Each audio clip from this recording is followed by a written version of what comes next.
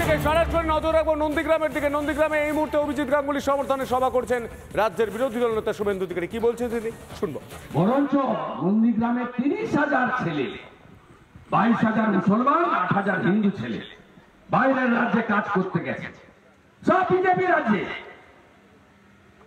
তামিলনাড়ু কেরালা ছাড়া সব বিজেপি রাজ্যে রোজগার করে এখানে নিয়ে আসে।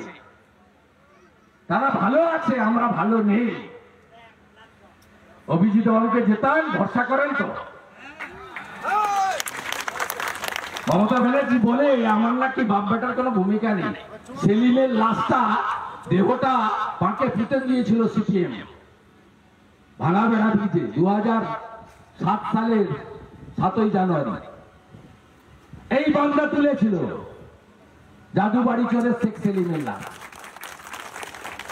এই লোকটা তুলেছিল। এই লোকটা শহীদ জননী ফিরোজা বিবিকে এমএলএ করেছিল সুফিয়ান তাহেরের নাম কেটে দিয়ে। এই লোকটা আমাকে শিখাবেন আপনারা? রাস্তায় গেলে পিছন থেকে হাতি চলে বাজার, কুত্তা ভোকে হাজার।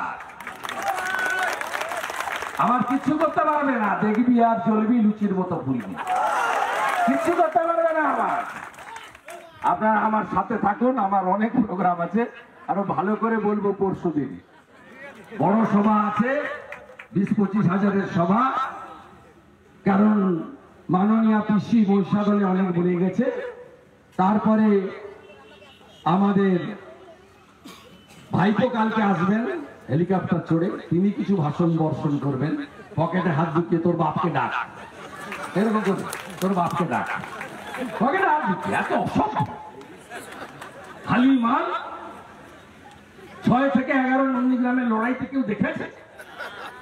মা বেটাকে কেউ দেখেছে? 14ই মার্চের পরের দিন সকালবেলা এসেছিল, বলছে মাথা ঘুরে গেছে, অন্ধকার বলে অজ্ঞান বলে ছুটে পাইনি। হাত কাটবো আমি, কই খাবে তুমি? সঙ্গে আছেন তো? আছেন তো? ভোট 1 নম্বর বোতামে দেবেন তো?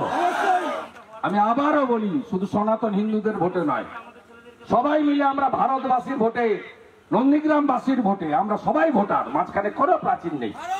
একসঙ্গে জেতাবো এবং কমসে কম 30,000 লিড অভিজিৎ গাঙ্গুলি যাতে নন্দীগ্রাম থেকে পায়, সে ব্যবস্থা আপনারা করবেন। আর বলে দি, ভয় পাবেন না। আমি সমস্ত এলাকাতে আপনার নিরাপত্তার জন্য যথাযথ ব্যবস্থা নিচ্ছি। 23 তারিখ থেকে ক্যাম্প চালু হয়ে যাবে সেন্ট্রাল ফোর্সে। প্রত্যেক বুথে 8 জন করে কেন্দ্রীয় সুরক্ষা বাহিনী থাকবে। আর প্রত্যেক গ্রাম পঞ্চায়েতে 2টো করে কিউআরটি থাকবে কেন্দ্রীয় বাহিনী। কোথাও কোনো পাড়াকে বাধা দিলে, কাউকে বাধা দিলে 15 মিনিটের মধ্যে পিটিয়ে সোজা করে সবকে নিয়ে আসবে। আর গোটা 5-7টা গুন্ডা, এখানকার প্রধানও খুব লাফাচ্ছে। বেশি লাফাবেন না, লাফালে সাউদ্দিনের মতো অবস্থা হবে,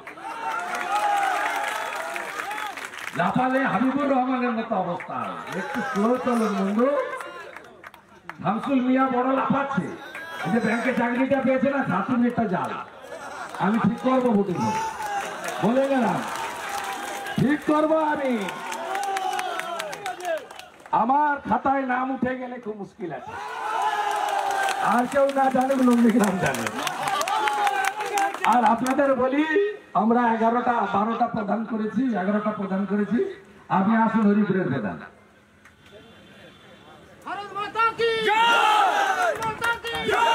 এই যে এই বোনটাকে আমরা হরিপুরে প্রদান করি, জয়নাথ দিদি। এটা বিজেপি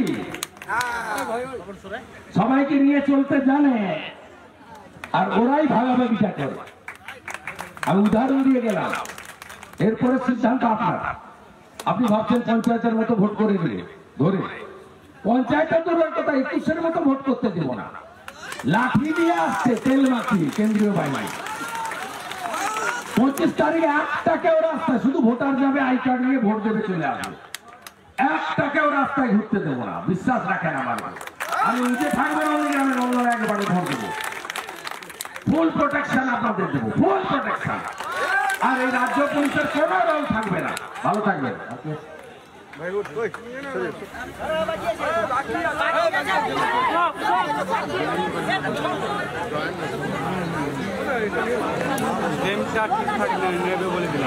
আব্দুল মান্নানের কীর্তি দেখুন, 100 দিনের কাজ না করে টাকা তুলেছে।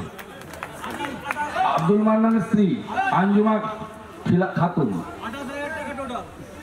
এই মুহূর্তে দুই ছবি দেখতে পাচ্ছেন নন্দীগ্রামে প্রচারে রাজ্যের বিরোধী দলনেতা শুভেন্দু অধিকারী অভিজিৎ গাঙ্গুলির সমর্থনে সভা করছেন তমলুক লোকসভার মধ্যে নন্দীগ্রাম। অন্যদিকে পুরুলিয়ায় সুকান্ত মজুমদারের মিছিল, পুরুলিয়ার প্রার্থী সমর্থনে জ্যোতির্ময় সিং মাহাতোর সমর্থনে এই মুহূর্তে প্রচার করছেন সুকান্ত মজুমদার। এবং এই নিয়ে সাধারণ মানুষজন কি ভাবছেন, কি বলছেন, নদিয়া থেকে সরাসরি আমরা নজর রাখবো। এই মুহূর্তে পলাশ আমাদের সঙ্গে রয়েছে। পলাশ, নদিয়া এমন একটা জায়গা যেখানে প্রচুর সনাতনীদের বাসস্থান, এমনকি চৈতন্য মহাপ্রভুর সঙ্গে একটা যোগ রয়েছে এই নদিয়ার। সেখানকার মানুষজন তারা এই মন্তব্যটাকে কিভাবে দেখছেন, কি বলছেন তারা?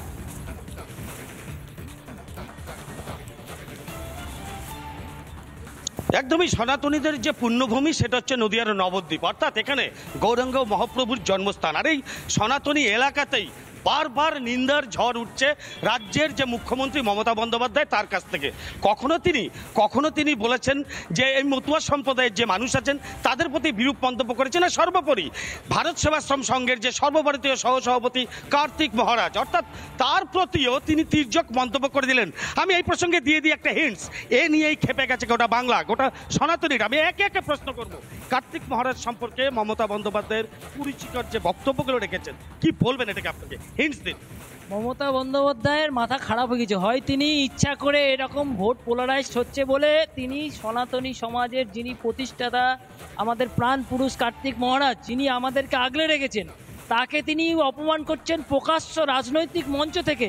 এর থেকে বোঝা যাচ্ছে মমতা ব্যানার্জি তোষণের রাজনীতি করে লাস্ট যে 2 দফার ফেজ আছে এর থেকে তিনি রাজনৈতিক ফায়দা নিতে যাচ্ছেন। আর হুমায়ুন কবির মুর্শিদাবাদের যে এমএলএ, তিনি যে বলেছিলেন যে 30% হিন্দু আছে 70% মুসলিম, আমি 2 ঘন্টার মধ্যে এদেরকে কেটে গঙ্গার জলে ভাসিয়ে দিতে পারি, তার বিরুদ্ধে মমতা ব্যানার্জি কোনো অ্যাকশন নেয়নি। হুমায়ুন কবিরের বক্তব্যের পরিপ্রেক্ষিতে আমি আরো একজনের কাছে হিন্টস দেবো, কি বলবেন এই প্রসঙ্গে?